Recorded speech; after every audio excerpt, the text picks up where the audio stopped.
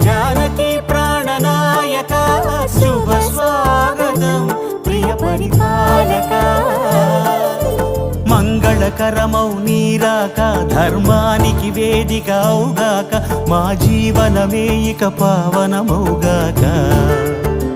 నీ పాలన శ్రీకరమౌగాక సుఖ శాంతులు సంపదలిడుగా